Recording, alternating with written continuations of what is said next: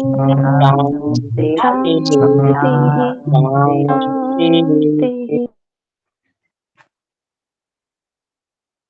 ओम। साधना करने के लिए, उपासना करने के लिए हम उचित आसन लगाकर बैठें। कमर, गर्दन, सिर की चोटी का भाग एक सीध में रहे।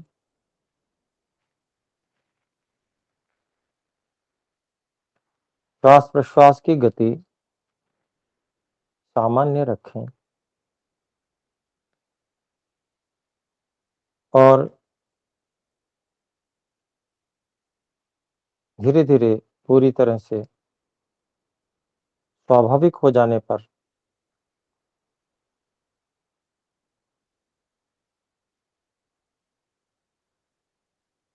एक क्रम बना लें।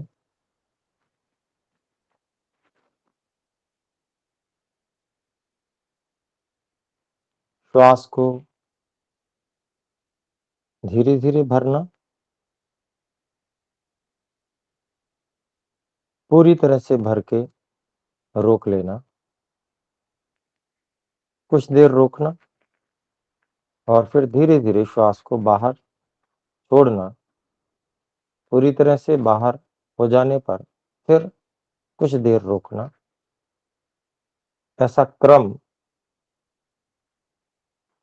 बनाने का प्रयास रहे।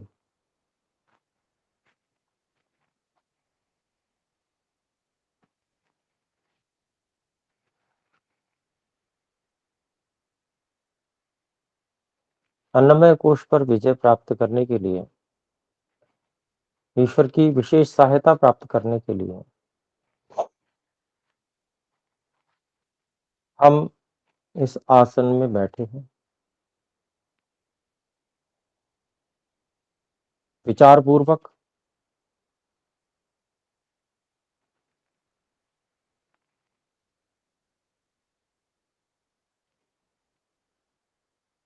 और यथोचित अन्नपान आदि शारीरिक विषयों को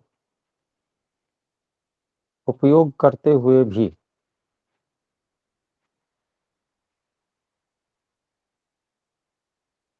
उनसे लाभ उठाते हुए भी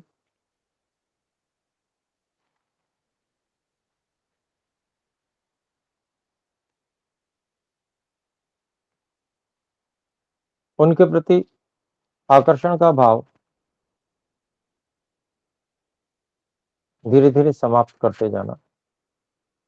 आकर्षण के भाव को समाप्त करने का अभिप्राय है उनके प्रति जो सुख की भावना है, इनसे मुझे सुख मिलेगा, आनंदित हो जाऊंगा मैं, शांत हो जाऊंगा, तृप्त हो जाऊंगा मैं, यह जो भाव है वो हटा देना और केवल शरीर के ईंधन के रूप में ये वस्तुएं हैं, इससे मुझे ऊर्जा मिलती है, इसलिए इनका उपयोग शरीर की अनुभूति के अनुकूल, शरीर की आवश्यकता के अनुकूल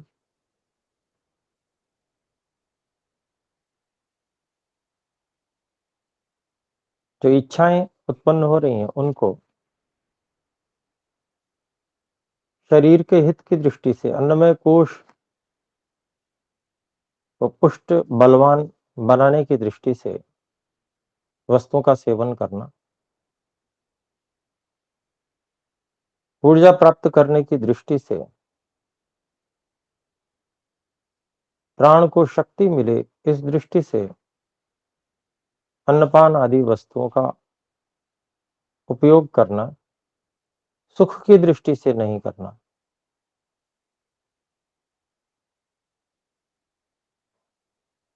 ये सुख के कारण है ऐसा मान के नहीं करना, इसका अभ्यास हमें करना है।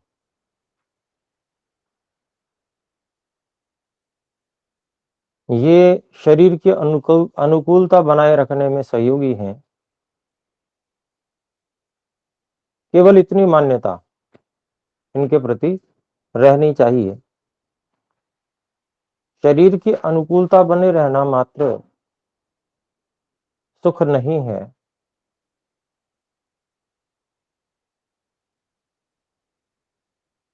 सुख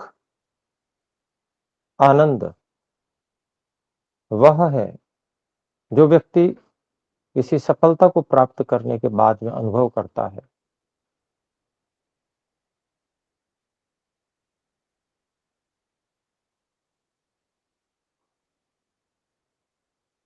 और वह सुख आनंद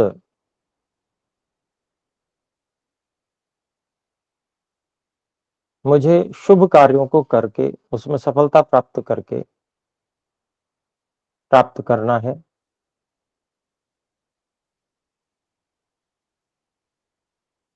ईश्वर की आज्ञा का पालन करके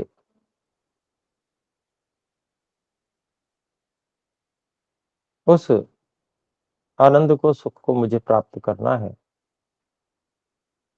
यह स्पष्ट बुद्धि हमें बनानी है सभी विषयों में, रूप रस गंध स्पर्श शब्द,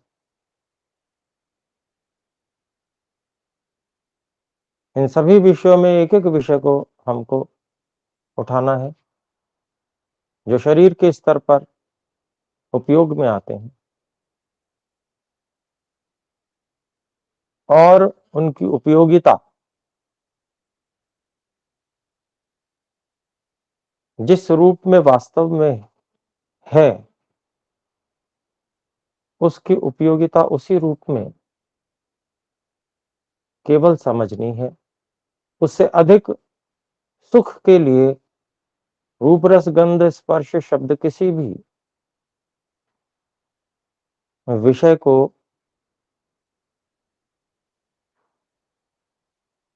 नहीं अपनाना है, सुख के लिए नहीं अपनाना है।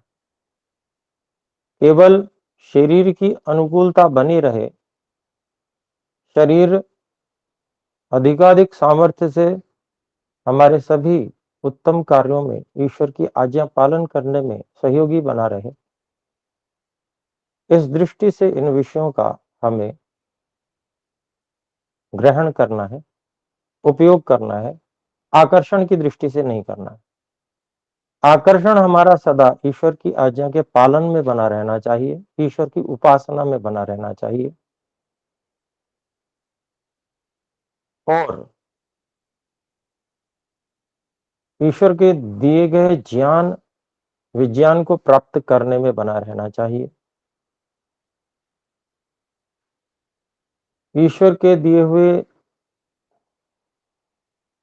वेद आदि के ज्ञान विज्ञान को, उस वेद के अनुकूल चलने वाले, व्याख्या करने वाले जो ऋषि हैं, उनके ग्रंथों को पढ़ने, समझने और उनसे आनंद प्राप्त करने में हमारा आकर्षण बना रहना चाहिए।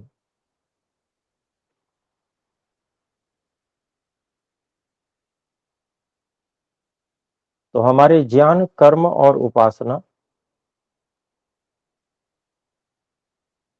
तीनों में आकर्षण का विषय वेद आदि शास्त्रों, दर्शन आदि शास्त्रों, उपनिषद आदि से ज्ञान विज्ञान प्राप्त करना,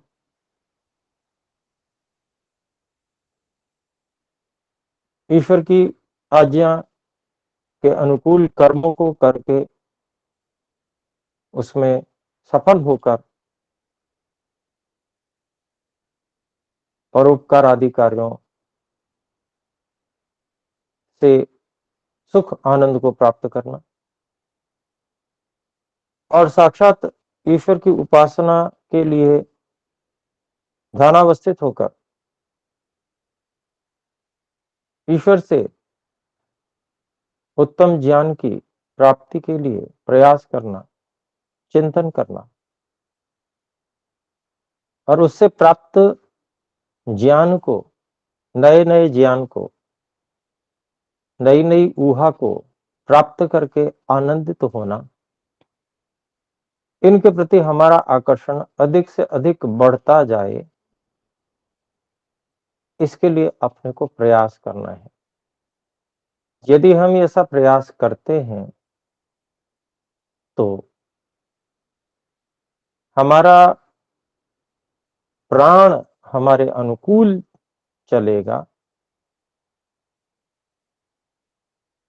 हमें ऊर्जा प्रदान करेगा,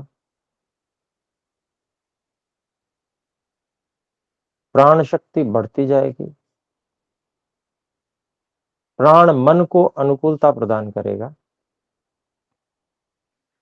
और मन अधिक से अधिक एकाग्र होता जाएगा। धारणा करने के लिए बल नहीं लगाना होगा, बाहरी विषयों से विरक्ति अर्थात उनके प्रति आकर्षण का भाव न होना,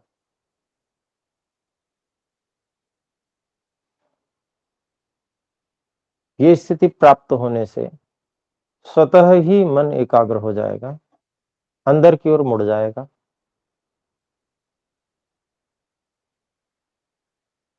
और एकाग्रता की स्थिति से होने वाले महान लाभों को हम प्राप्त कर सकेंगे। संकल्प मात्र से उत्तम कार्यों को सिद्ध करने की योग्यता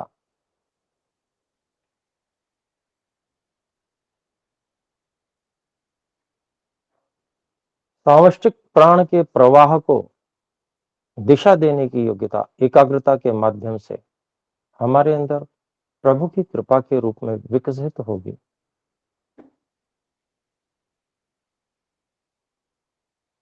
और जीवन सफलता की ओर आगे बढ़ जाएगा, महानता की ओर आगे बढ़ जाएगा, जीवन सार्थक हो जाएगा।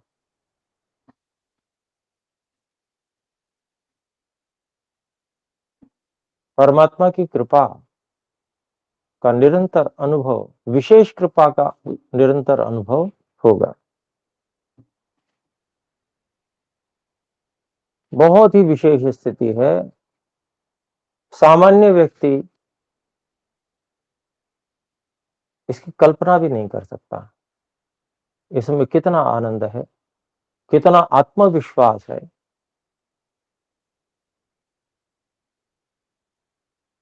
कैसा बल है, आत्मिक बल है, सामान्य व्यक्ति को इसकी कल्पना नहीं हो सकती। परंतु एक साधक ऋषियों के आत्मबल, उनके ग्रंथों को पढ़कर, उनके ज्ञान विज्ञान के स्तर को देखकर, अनुभव करके, समझ के उस स्तर का अनुभव कर सकता है। उसको, उसकी कल्पना को स्थापित कर सकता है मन में कि मुझे इस लक्ष्य तक पहुंचना है। जब लक्ष्य और उसके एक एक मील के पत्थर ज्ञात होते हैं और एक एक करके स्पष्ट होते जाते हैं, दिखने लगते हैं, तो व्यक्ति पीछे के तुच्छ आकर्षणों को छोड़ने में समर्थ होता है। जिसको सब और धुंध दिख रही है, आगे मार्ग स्पष्ट नहीं है, वो व्यक्ति तुच्छ आकर्षणों को छोड़ पाने में समर्थ नहीं होता है। इसलिए कभी भी वो वैराग्य को प्राप्त नहीं हो सकता।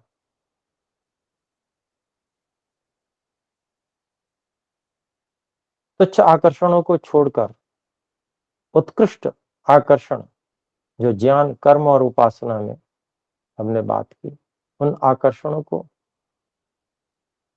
अपने ऊपर लागू नहीं कर सकता है।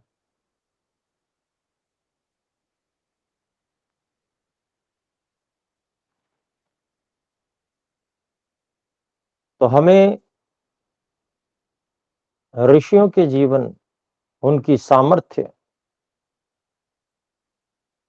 ईश्वर से प्राप्त सहायता, आनंद, आत्मविश्वास, आत्मबल, इन पर सदा दृष्टि बनाकर रखनी है कि मुझे भी ऐसी स्थिति प्राप्त करनी है, और हर व्यक्ति ऐसी स्थिति प्राप्त कर सकता है।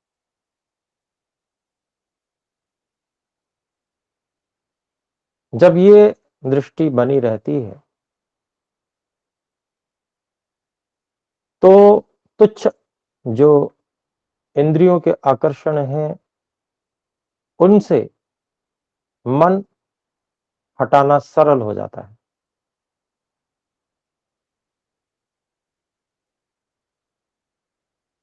इसलिए ऋषियों के जीवन को पढ़ना, स्वाध्याय करना, ये बड़ा आवश्यक है। प्रेरणा निरंतर जागृत रहती है।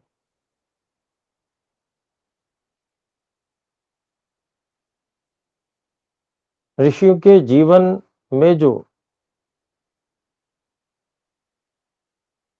आत्मबल इत्यादि अनुभव में आता है, वह हमें अपने मील के पत्थर के रूप में दिखने लगता है कि मैं साधक हूं, मैं साधना करता हूं, मेरे अंदर सांसारिक विषयों के प्रति कितना आकर्षण है वो पता चलता है।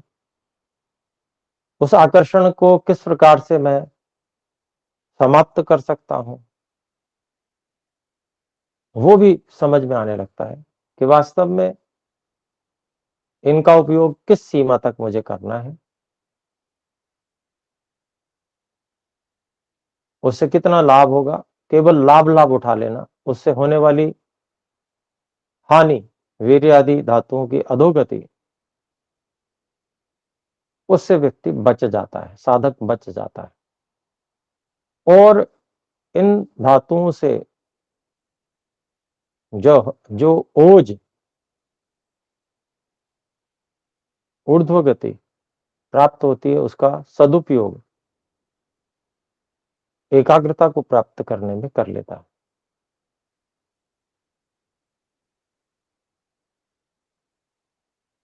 वही ऊर्जा जो विविध इंद्रियों के विषयों में जा रही थी, खर्च हो रही थी, वही ऊर्जा अब केंद्र,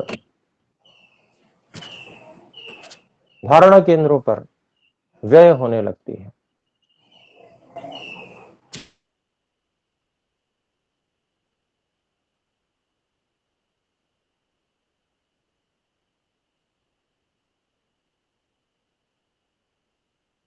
तो आइए अब हम अभ्यास आरंभ करते हैं। इन धारणा केंद्रों पर इस ऊर्जा को व्यय करने का प्रयास करते हैं।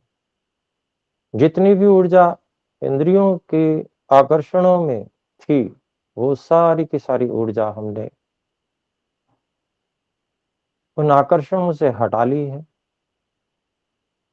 अब कोई भी सांसारिक और इंद्रिय विषय का आकर्षण हमें नहीं है। हम उनका सदुपयोग करना जान गए हैं, और जिस सीमा तक उसकी अपेक्षा आवश्यकता है, सदुपयोग है, ईश्वर की आज्ञा का पालन करने में उनका उपयोग है, केवल उतनी सीमा तक उनका उपयोग हम करते रहेंगे। परंतु इस समय उन आकर्षणों की भी कोई आवश्यकता नहीं है, उनके उपयोगों की भी कोई आवश्यकता नहीं है। इसलिए हमने सभी इंद्रियों को उनके विषयों से हटा लिया है, रोक दिया है, और अब हम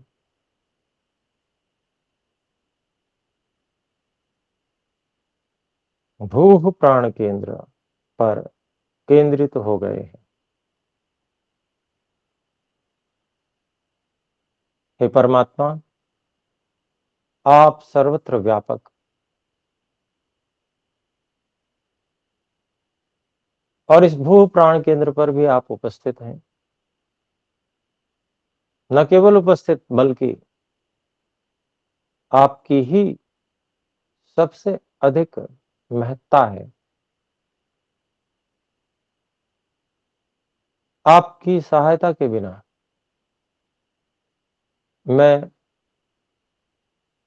कुछ अपनी अनुभूति तक नहीं कर सकता, विचार करने की बात तो दूर है। ये आपकी सहायता जो मुझे निरंतर मिल रही है, ये जो आपने कण-कण को धारण किया है, मेरे अत्यंत सूक्ष्म साधन बुद्धि, मन, इन सब को भी जो आपने धारण किया हुआ है,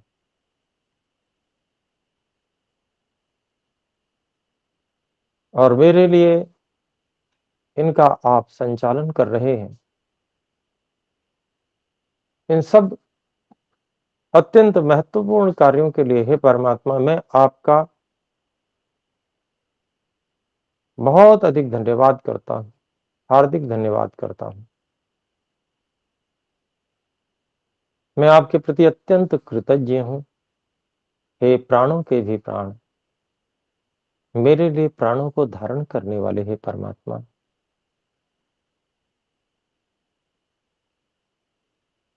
आपकी कृपा मुझ पर और सभी अन्य प्राणियों पर निरंतर बरस रही है।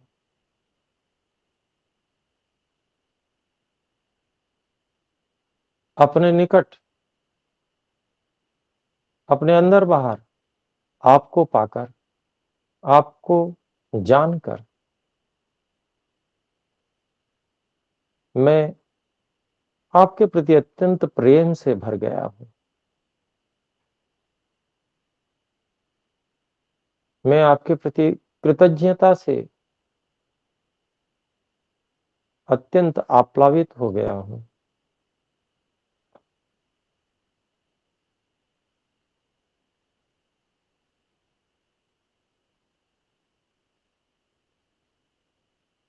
भुवः प्राण केंद्र,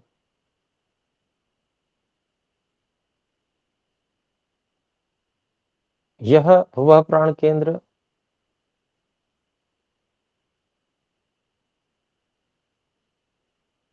पेड़ों पर अर्थात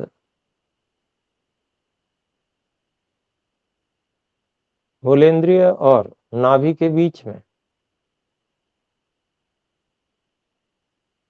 ये भुवः प्राण केंद्र है। अर्थात जब हमको मल त्याग इत्यादि का प्रेशर होता है, तो जिस स्थान पर वो दबाव अनुभव होता है, यही स्थान भुवः प्राण केंद्र का है।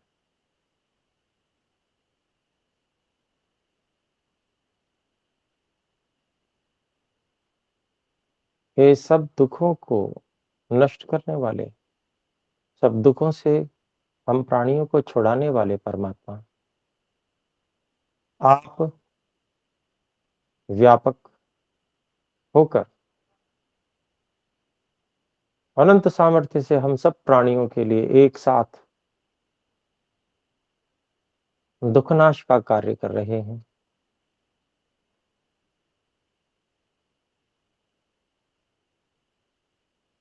मैं आपके प्रति अत्यंत कृतज्ञ हूँ हे परमात्मा।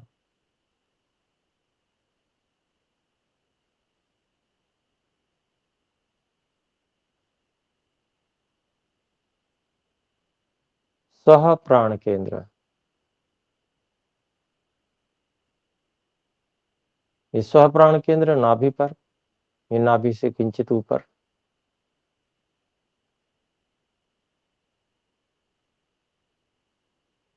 है। यहाँ पर हम हे परमात्मा आपको उपस्थित जान रहे हैं, स्वयं को भी यहीं उपस्थित जान रहे हैं।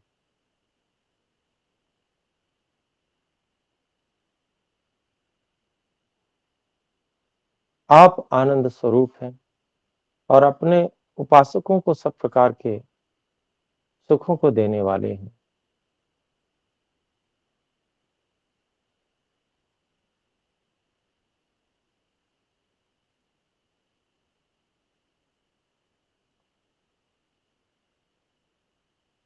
हे स्वः आनंद स्वरूप,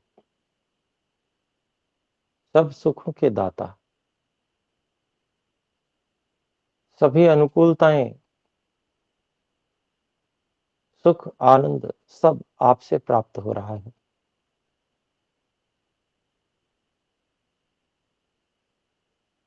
आपकी निकटता, आपकी अंदर बाहर उपस्थिति, सर्वत्र उपस्थिति मेरे लिए आनंद का विषय है।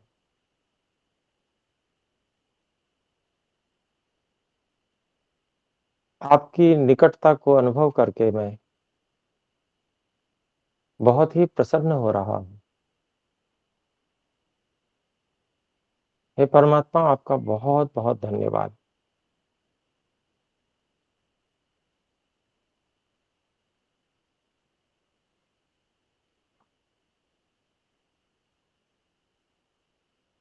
शरीर के अन्नमय कोश के नीचे के भाग में 3 प्राण केंद्र,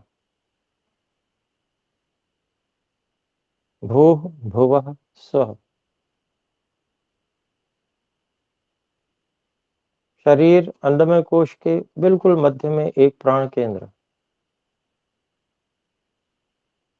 महा, जो हृदय स्थान पर है, 2 स्तनों के बीच में।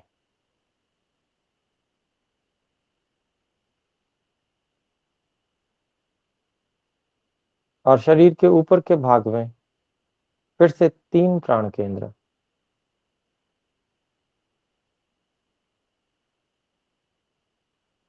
कंठ में जनः, भ्रूमध्य में तपः और कपाल के सबसे ऊपरी भाग में सत्यम प्राण केंद्र।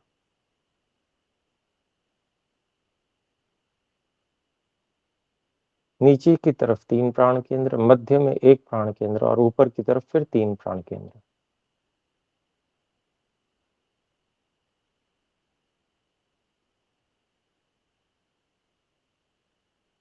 मध्य में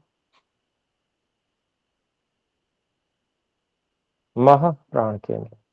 हे परमात्मा, इस महा प्राण केंद्र पर आप व्यापक होते हुए उपस्थित हैं। मेरा मुख्य निवास यह महा प्राण केंद्र और आपका भी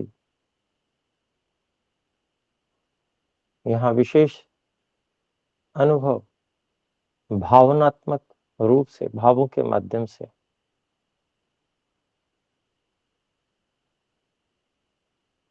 आपके उत्तम भावों से अनुप्राणित होकर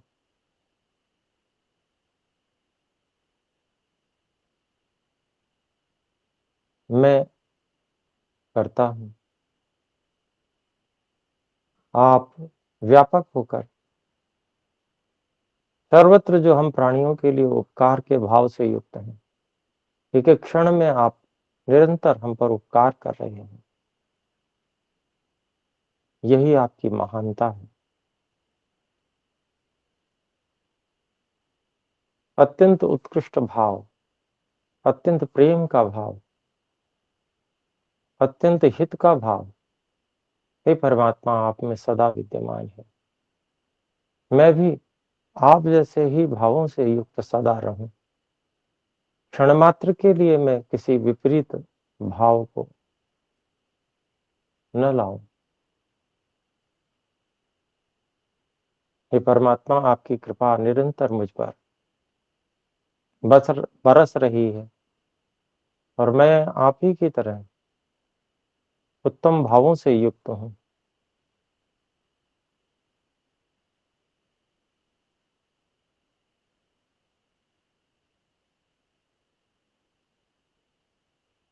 जन प्राण केंद्र कंठ में, ये सकल जगत उत्पादक, संपूर्ण सृष्टि के निर्माता,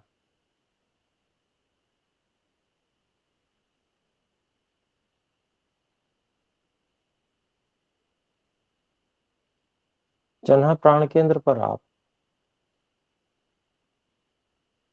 मुझे प्रेरणा प्रदान कर रहे हैं।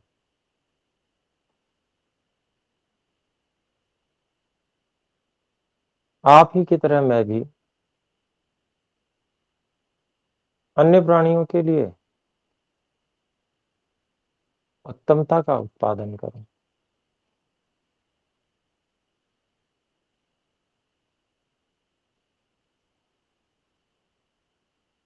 तपः प्राण केंद्र भ्रूमध्य में, दोनों भौमों के बीच में।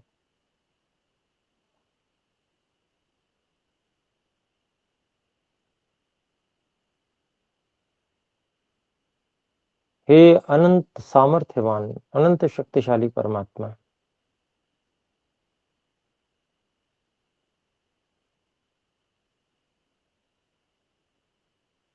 पूर्ण न्यायकारी, दुष्टों को दंड देकर न्याय करने वाले,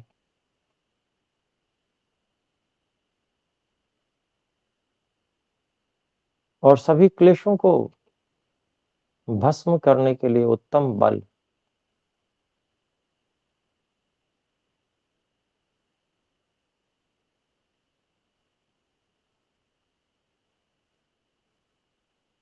तत्व ज्ञान रूपी अनंत शक्ति, हे परमात्मा, इस तपः प्राण केंद्र पर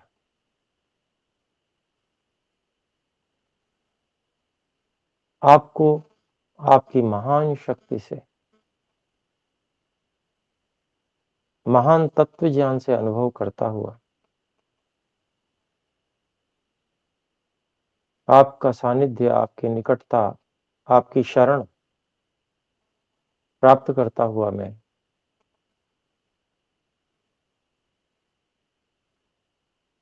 आपके प्रति अत्यंत कृतज्ञ हूं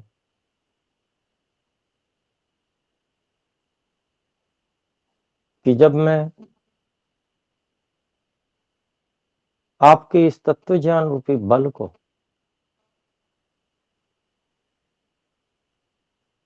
उपयोग करना चाहता हूं, तो आपकी कृपा से मैं अपनी दृष्टि को तत्व ज्ञान से पवित्र रख पाता हूं। सभी इंद्रियों को तत्व ज्ञान से जोड़कर उपयोग कर पाता हूं।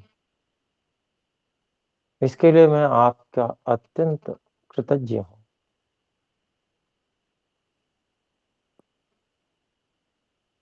और आपकी कृपा से मुझे इसी कारण से एकाग्रता की प्राप्ति हो रही है। आपकी विशेष कृपा, हे तपः अनंत सामर्थ्यवान, मुझे प्राप्त हो रही है।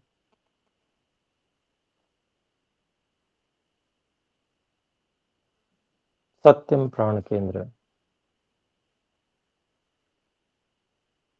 जो कपाल के मध्य में सबसे ऊंचे स्थान पर, पूरे अन्नमय कोश के सबसे ऊंचे स्थान पर है।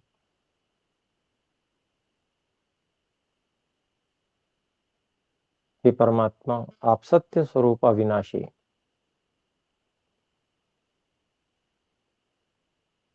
सदा एक रस वर्तमान रहने वाले,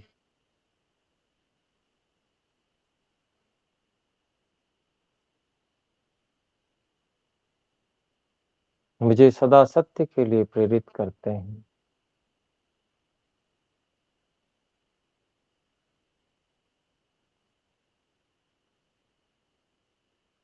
सत्य ही सबसे अधिक हितकारी है।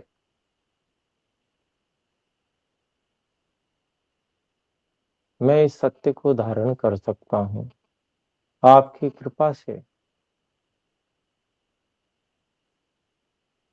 और आपकी प्रेरणा से मैं इस सत्य को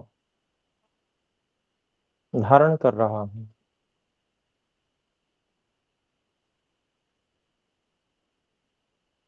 आपकी शरण मेरे लिए सत्य स्वरूप है, अत्यंत आनंददायक है। मैं आपका अत्यंत कृतज्ञ हूँ, हे परमात्मा।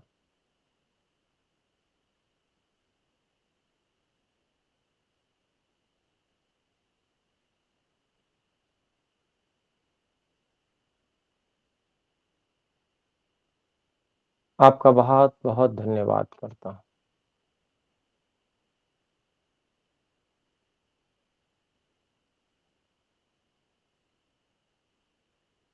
नीचे के 3 प्राण केंद्रों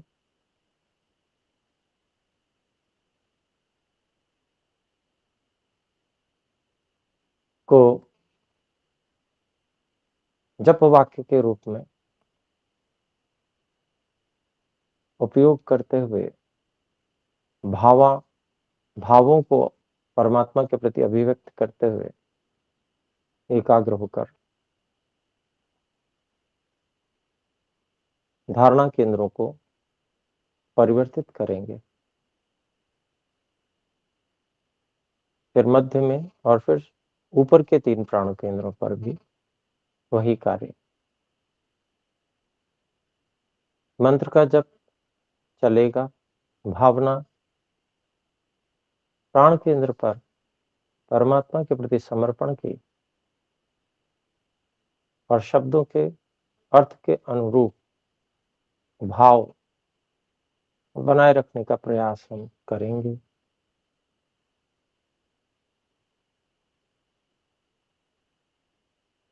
दो बार ओम भू, 2 बार ओम भुवः और 2 बार ओम स्वः, इस रूप में नीचे के 3 प्राण केंद्रों पर हम जप करेंगे। ओम भू, ओम भू,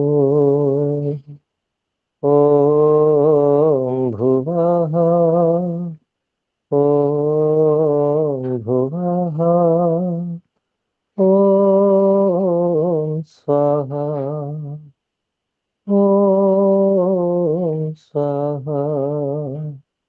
ओम भूर् ओम भूः ओम भुवः ओम भुवः ओम स्वः ओम स्वः। आरंभिक अभ्यास के लिए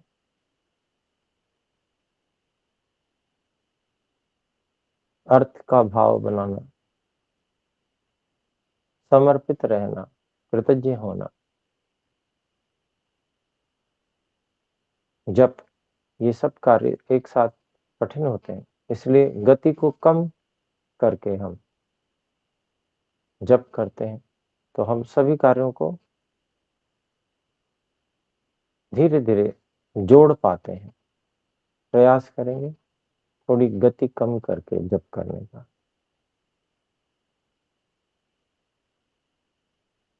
ओम भू,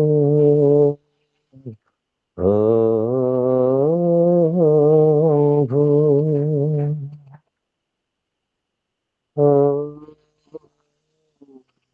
भुवः, ओम भुवः,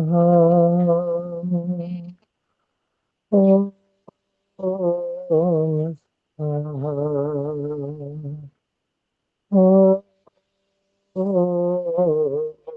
स्वः, ओम भूः ओम भूः ओम भुवः ओम भुवः ओम स्वः ओम स्वः ओम भूः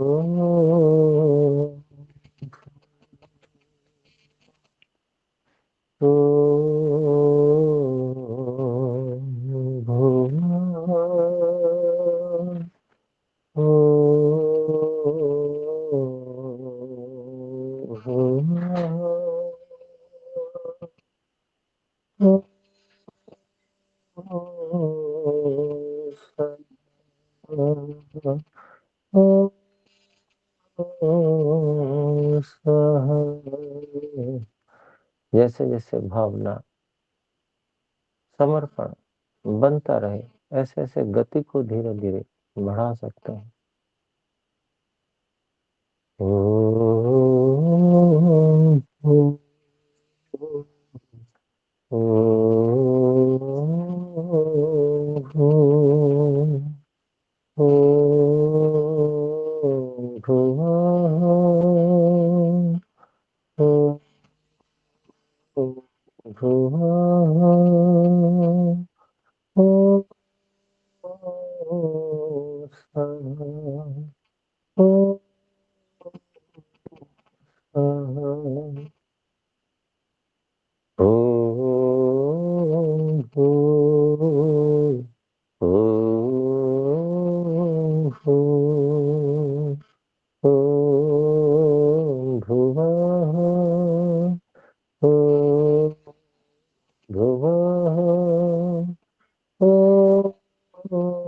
स्वाहा स्वाहा। मध्य में महा प्राण केंद्र पर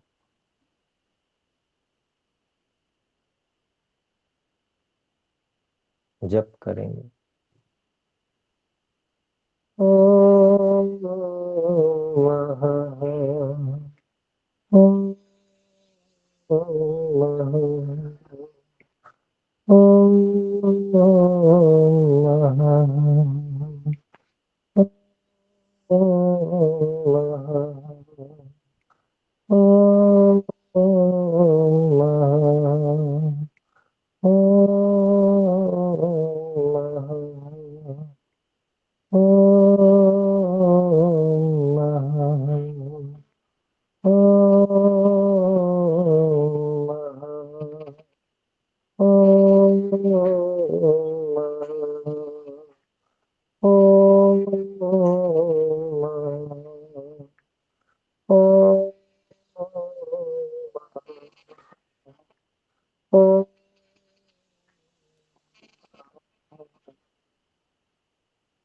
अब ऊपर वाले 3 प्राण केंद्रों के लिए जप 2 बार जनह प्राण केंद्र के लिए, 2 बार तपह प्राण केंद्र के लिए और 2 बार सत्यम प्राण केंद्र के लिए, और उसी को क्रम से हम बार बार करते जाएंगे।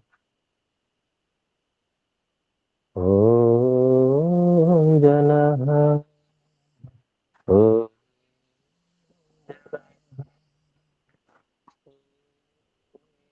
तपः ओम तपः ओम सत्यम ओम सत्यम ओम जनः ॐ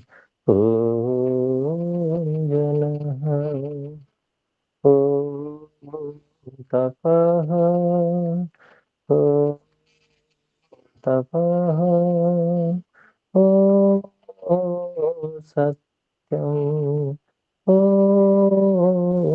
सत्यम् ॐ जनः ॐ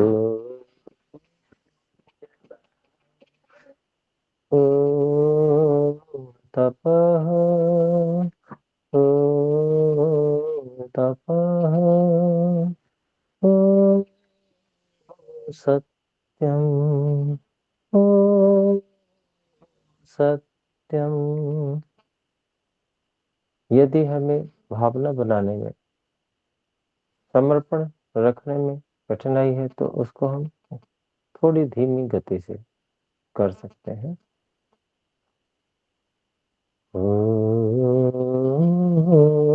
जन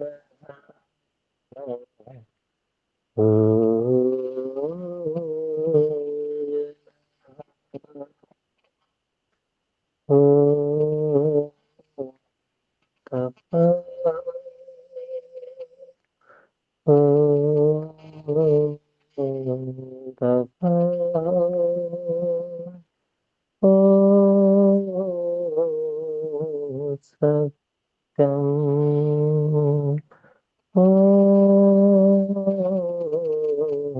सत्यम्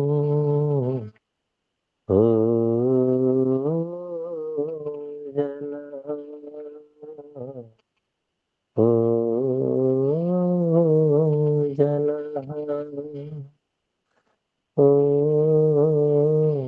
तपः तपः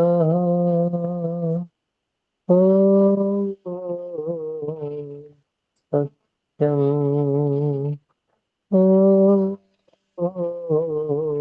सत्यम् जनः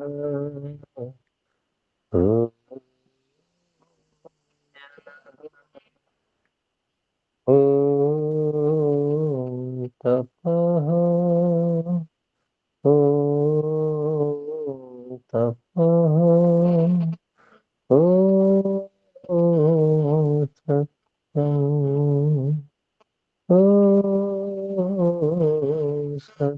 सत्यम्।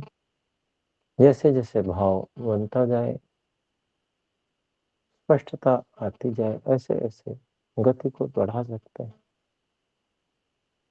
ॐ जनः ॐ जनः ॐ तपः ॐ तपः ॐ सत्यम् ॐ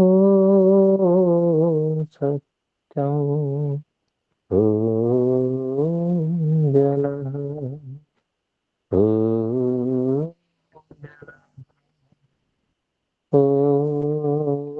तपः तपः सत्यम् सत्यम् जनः जनः तपः तपः सत्यम् सत्यम्। अब हम गायत्री मंत्र के माध्यम से प्रयोग करेंगे।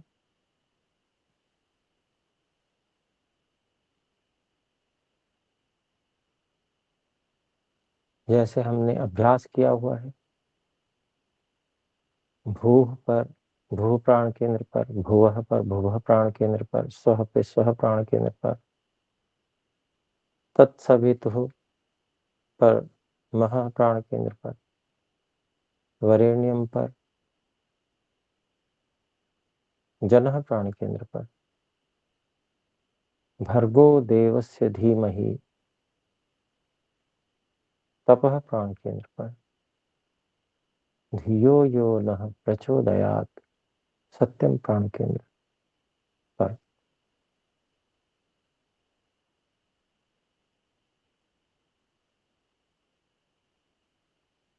ओ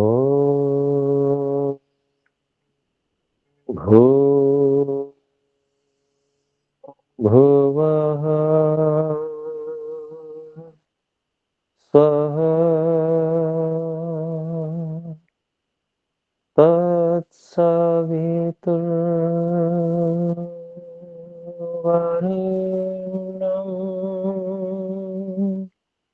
भर्गो देवस्य धीमहि धियो नः प्रचोदयात्। ॐ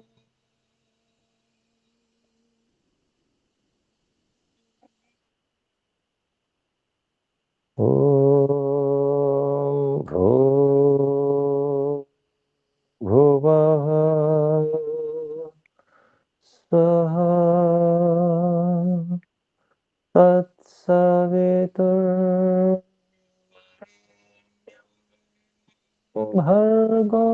देवस्य धीमहि धियो यो नः प्रचोदयात्। ॐ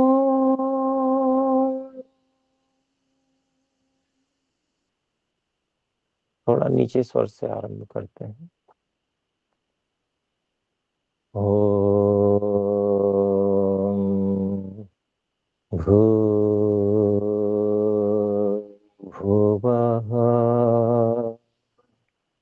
स्वः तत्सवितुर्वरेण्यं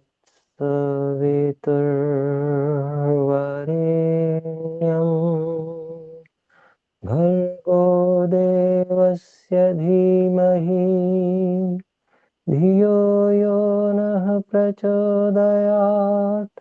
ॐ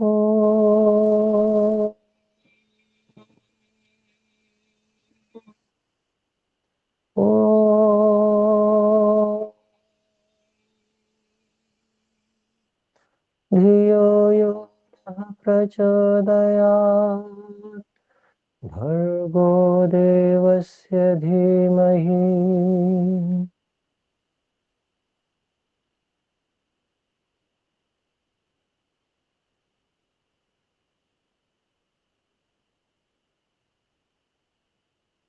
वरेण्यं तत्सवितुर्वरेण्यं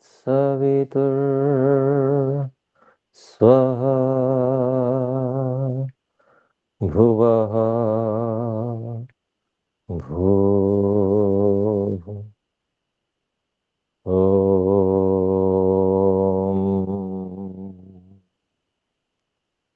ॐ भूर्भुवः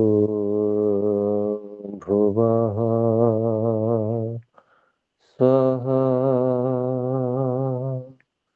तत्सवितुर्वरेण्यं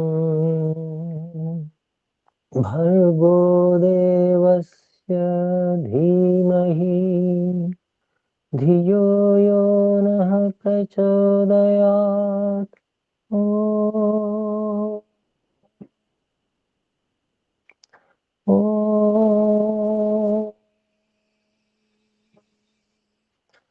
धियो यो नः प्रचोदयात् भर्गो देवस्य धीमहि वरेण्यं तत्सवितुः स्वः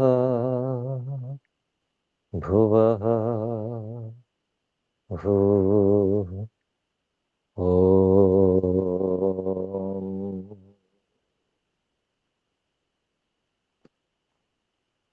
गायत्री मंत्र के माध्यम से उसका अर्थ हमें स्मरण है। अर्थ की भावना करते हुए एक एक प्राण केंद्र पर केंद्रित होना, इसी को धीमी गति से भी, बहुत धीमी गति से भी हम कर सकते हैं। बहुत धीमी गति से करने से हमें एक प्राण केंद्र पर एकाग्रता बनाने का अधिक समय प्राप्त होगा। तो समय की सीमा है, समाप्त हो चुका है। अभी हम इंद्रियों को बाहर की ओर लेकर आ रहे हैं व्यवहार काल में उपयोग करने के लिए। आइए दोनों हाथों को हम परस्पर रगड़ें। कुछ गर्म होने पर आंखों पर, चेहरे पर स्पर्श कराते हुए धीरे धीरे आंखों को खोल लें और इस कक्षा का हम विराम कर रहे हैं। आइए मिलकर एक बार ओम का उच्चारण करें।